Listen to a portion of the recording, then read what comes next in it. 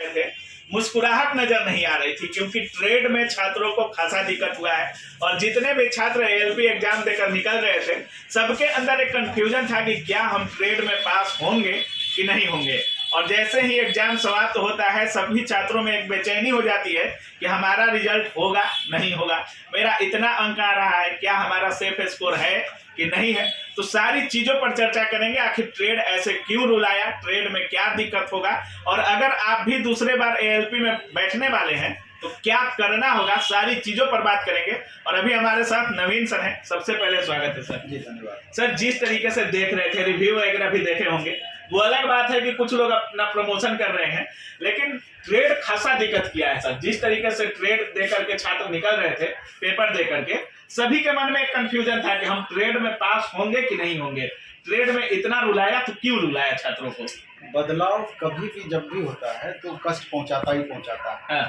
कोई भी टीचर अगर पढ़ाते हैं, बात किसी को बचाने या किसी के पक्ष वाली बात नहीं है। कोई भी टीचर पढ़ाते हैं वो किस आधार पर पढ़ाएंगे, तो स्वाभाविक है कि वो प्रीवियस आधार पर पढ़ाएंगे, अब तक जो क्वेश्चन पूछा गया है उसके आधार पर पढ़ाएंगे। खास करके शॉर्ट टर्म में आप 2 महीना में बहुत बड़ा विद्वान आप किसी को नहीं बना सकते, इस बात को समझना होगा। इससे पहले 2018 में एग्जाम हुआ, लेकिन दावा भी करना गलत है कि हमारे यहाँ से ही सारा प्रश्न आएगा, और आया। कभी भी दावा ईमानदारी पूर्वक ही होना चाहिए। बिल्कुल। अगर हम किसी भी चीज में बेहतर नहीं कर पाए तो उसको एक्सेप्ट करना चाहिए, वही बेहतर टीचर माना जाता है। बिल्कुल सर। तो मेरा ये मानना है कि इससे पहले 2018 में एग्जाम हुआ था, अभी देखेंगे लगभग 6 साल प्लस होने को चला। 6 साल, इस बीच में कोई एग्जाम एएलपी का नहीं हुआ था। तो स्वाभाविक है कि उस समय का पैटर्न और अभी बदलते हुए परिदृश्य में, अभी बदलते हुए परिस्थिति में जिस हिसाब से छात्रों में बदलाव हुआ, छात्रों के लेवल में बदलाव हुआ है, उसी तरीके से एग्जाम कंडक्टिंग एजेंसी टीसीएस वो इस तरह का बदलाव किया है कि छात्र चारों खाने चित्त हो गए। अब इसमें आप टीसीएस का गलती कहेंगे, टीचर पढ़ाने वाले की गलती कहेंगे, या छात्र पढ़ने वाले की गलती करेंगे, तीनों पर आपको गंभीरतापूर्वक विचार करना होगा। उदाहरण के तौर पर आप यूँ समझिए कि जिस हिसाब से क्वेश्चन का लेवल रहा है, जिस हिसाब से खास करके ट्रेड में क्वेश्चन पूछा है, तो स्वाभाविक तौर पे जो छात्र रेगुलर 2 साल पढ़कर के आईटीआई किए होंगे, या जिन्होंने डीप स्टडी किया होगा, या जो teacher basic level, foundation level से 7 महीना 8 महीना पढ़ाया होगा, वहाँ छात्रों को कम दिक्कत रही होगी। जो आप 2 महीने में, 2.5 महीने में, 3 महीने में सोच लिए होंगे कि इस तरह का क्वेश्चन अब तक पूछता आया है और 2 महीने हम पढ़ लेंगे तो हमारा काम चल जाएगा, दिक्कत यहीं पर हुई है। उदाहरण के तौर पे यहाँ पर हम ये बात बताते हैं आपको, जैसे प्लेटफॉर्म की अगर बात करें तो यहाँ इंजीनियर आशीष सर इलेक्ट्रिकल ट्रेड में पढ़ा रहे थे इलेक्ट्रीशियन वालों को। तो यहाँ पर क्या हुआ कि 2 तरह का बैच हमारा चल रहा था। एक बिहार में जो वैकेंसी आई हुई है, Bihar state power holding company limited, उसके लिए सेम बैच चल रहा था। वो बैच पिछले 1 साल से हम चला रहे थे। एक ही छात्र 2 बार पढ़े, 3 बार पढ़े और 8 महीने तक एकदम फाउंडेशन लेवल से पढ़ाई की। और बाकी दूसरा बैच जो हम दिए, और उसी में ट्रेड का भी बैच एक फाउंडेशन चल रहा था जो 8 महीने तक, 10 महीने तक हमने पढ़ाया है। दूसरा बैच चला अभी एग्जाम को लेकर के, जो कि 1.5 महीना, 1 महीना, 2 महीना तक चला है। तो स्वाभाविक रहा कि अभी के 1.5 महीने, 2 महीने वाले 80% छात्र परेशान रहे। लेकिन किसी से आप पूछ लीजिए इंटरव्यू लेकर के उन तमाम छात्रों का जो 8 महीने वाले बैच में पढ़ाई किए हैं, 90% छात्र खुश हैं। सब 60, 62, 65 तक स्कोर किए हैं।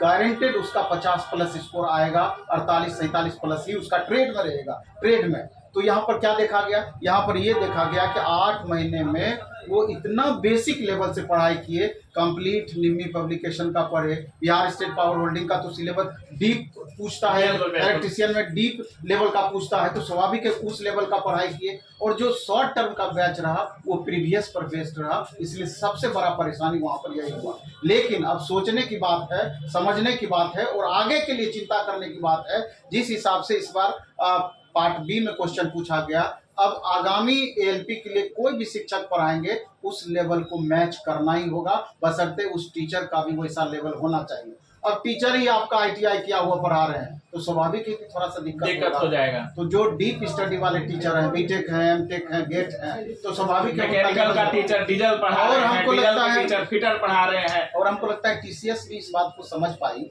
कि इसमें क्वालिफिकेशन आप देख लीजिए, आईटीआई वाले भरते हैं, डिप्लोमा वाले भरते हैं, बीटेक वाले भरते हैं। कहीं ना कहीं क्वेश्चन सेट करने में डिप्लोमा और बीटेक को जरूर ध्यान दी है पार्ट बी के लिए।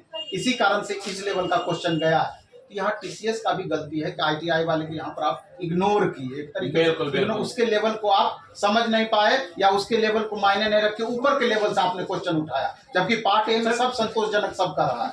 सर बहुत लोग कह रहे हैं कि अगर ट्रेड में पास हो गए तो समझिए रिजल्ट हो जाएगा, क्या ये सही है? नहीं, 100% ये सही है। आप ये देखिए ना, सही है, बिल्कुल सही है। 2,81,000 छात्र एग्जाम दिए हैं और 1.5 लाख छात्रों को लिया जाएगा, तो करीब ये समझिए कि 2 छात्रों पर 1 छात्र को लिया जाएगा। अभी जो छात्र एग्जाम देकर के आए हैं, आप तो लगातार सेंटर पर रिव्यू लेते रहे हैं, तो 40%, मोर देन 40% छात्र ऐसे हैं जो कि एकदम परेशान है कि पार्ट बी में एकदम अनिश्चितता वाली स्थिति है, जो कि हमको लगता है कि फेल करेंगे ही करेंगे।